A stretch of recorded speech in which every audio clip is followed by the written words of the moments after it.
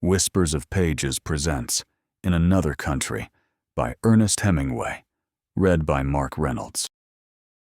In the fall, the war was always there, but we did not go to it anymore. It was cold in the fall in Milan, and the dark came very early. Then the electric lights came on, and it was pleasant along the streets looking in the windows. There was much game hanging outside the shops, and the snow powdered in the fur of the foxes, and the wind blew their tails. The deer hung stiff and heavy and empty, and small birds blew in the wind, and the wind turned their feathers. It was a cold fall, and the wind came down from the mountains. We were all at the hospital every afternoon, and there were different ways of walking across the town through the dusk to the hospital. 2 of the ways were alongside canals, but they were long. Always, though, you crossed a bridge across a canal to enter the hospital. There was a choice of 3 bridges. On one of them, a woman sold roasted chestnuts. It was warm, standing in front of her charcoal fire, and the chestnuts were warm afterward in your pocket. The hospital was very old and very beautiful, and you entered through a gate and walked across a courtyard and out a gate on the other side. There were usually funerals starting from the courtyard. Beyond the old hospital were the new brick pavilions, and there we met every afternoon, and were all very polite and interested in what was the matter, and sat in the machines that were to make so much difference. The doctor came up to the machine where I was sitting and said, "What did you like best to do before the war? Did you practice a sport?" I said, "Yes, football." "Good," he said. "You will be able to play football again better than ever." My knee did not bend, and the leg dropped straight from the knee to the ankle without a calf, and the machine was to bend the knee and make it move as in riding a tricycle. But it did not bend yet, and instead, the machine lurched when it came to the bending part. The doctor said, "That will all pass. You are a fortunate young man. You will play football again like a champion." In the next machine was a major who had a little hand like a baby's. He winked at me when the doctor examined his hand, which was between 2 leather straps that bounced up and down and flapped the stiff fingers, and said, "And will I too play football, Captain Doctor?" He had been a very great fencer, and before the war, the greatest fencer in Italy. The doctor went to his office in a back room and brought a photograph which showed a hand that had been withered, almost as small as the major's, before it had taken a machine course, and after was a little larger. The major held the photograph with his good hand and looked at it very carefully. "A wound?" he asked. "An industrial accident," the doctor said. "Very interesting. Very interesting," the major said, and handed it back to the doctor.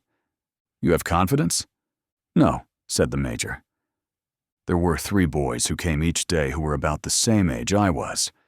They were all 3 from Milan, and one of them was to be a lawyer, and one was to be a painter, and one had intended to be a soldier. And after we were finished with the machines, sometimes we walked back together to the Café Cova, which was next door to the Scala. We walked the short way through the communist quarter because we were 4 together.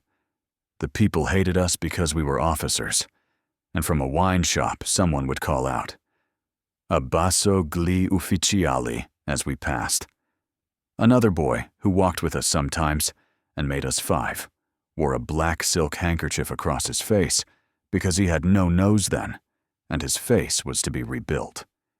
He had gone out to the front from the military academy and been wounded within an hour after he had gone into the front line for the first time. They rebuilt his face, but he came from a very old family, and they could never get the nose exactly right. He went to South America and worked in a bank. But this was a long time ago, and then we did not any of us know how it was going to be afterward. We only knew then that there was always the war, but that we were not going to it anymore. We all had the same medals, except the boy with the black silk bandage across his face, and he had not been at the front long enough to get any medals. The tall boy with a very pale face, who was to be a lawyer, had been a lieutenant of Arditi and had 3 medals of the sort we each had only 1 of. He had lived a very long time with death and was a little detached. We were all a little detached, and there was nothing that held us together except that we met every afternoon at the hospital. Although, as we walked to the cova through the tough part of town, walking in the dark, with light and singing coming out of the wine shops, and sometimes having to walk into the street when the men and women would crowd together on the sidewalk so that we would have had to jostle them to get by, we felt held together by there being something that had happened, that they, the people who disliked us, did not understand. We ourselves all understood the cova, where it was rich and warm and not too brightly lighted, and noisy and smoky at certain hours, and there were always girls at the tables and the illustrated papers on a rack on the wall. The girls at the cova were very patriotic, and I found that the most patriotic people in Italy were the cafe girls, and I believe they are still patriotic. The boys at first were very polite about my medals and asked me what I had done to get them. I showed them the papers, which were written in very beautiful language and full of fratellanza and abnegazione, but which really said, with the adjectives removed, that I had been given the medals because I was an American. After that, their manner changed a little toward me, although I was their friend against outsiders. I was a friend, but I was never really one of them after they had read the citations, because it had been different with them, and they had done very different things to get their medals. I had been wounded, it was true, but we all knew that being wounded, after all, was really an accident. I was never ashamed of the ribbons, though, and sometimes, after the cocktail hour, I would imagine myself having done all the things they had done to get their medals. But walking home at night through the empty streets with the cold wind and all the shops closed, trying to keep near the streetlights, I knew that I would never have done such things, and I was very much afraid to die, and often lay in bed at night by myself, afraid to die and wondering how I would be when I went back to the front again. The 3 with the medals were like hunting hawks, and I was not a hawk, although I might seem a hawk to those who had never hunted. They, the 3, knew better, and so we drifted apart.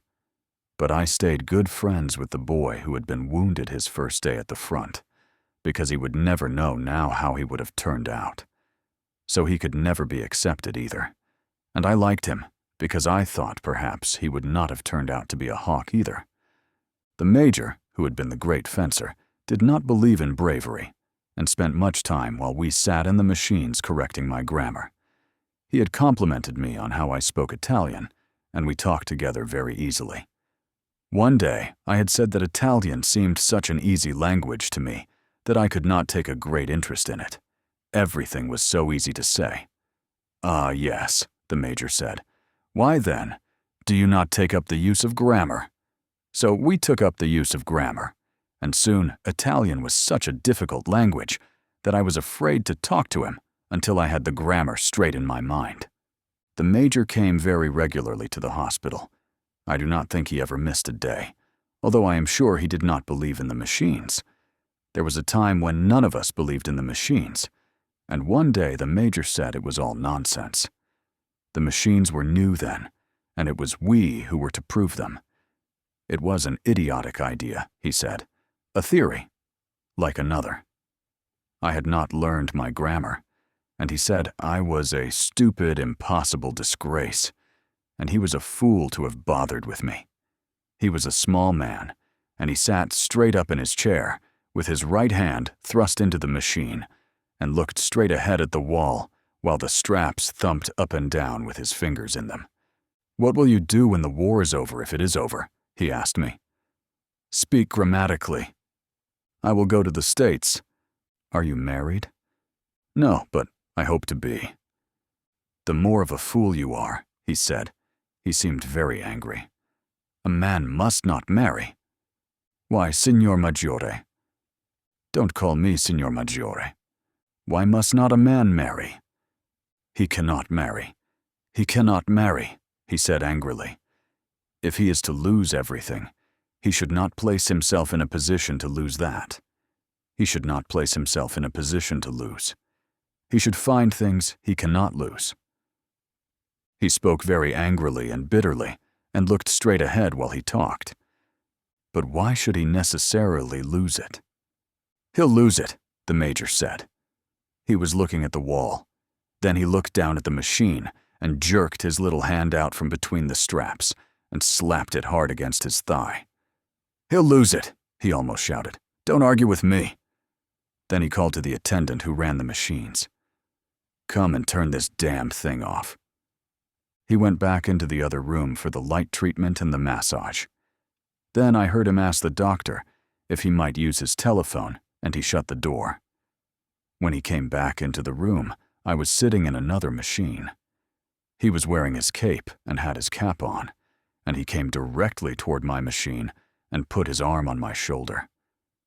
"I'm so sorry," he said, and patted me on the shoulder with his good hand. "I would not be rude. My wife has just died. You must forgive me." "Oh," I said, feeling sick for him. "I am so sorry." He stood there biting his lower lip. "It is very difficult," he said. "I cannot resign myself." He looked straight past me and out through the window. Then he began to cry. "I am utterly unable to resign myself," he said, and choked. And then crying, his head up, looking at nothing, carrying himself straight and soldierly, with tears on both his cheeks and biting his lips, he walked past the machines and out the door. The doctor told me that the major's wife, who was very young and whom he had not married until he was definitely invalided out of the war, had died of pneumonia. She had been sick only a few days. No one expected her to die. The major did not come to the hospital for 3 days. Then he came at the usual hour, wearing a black band on the sleeve of his uniform.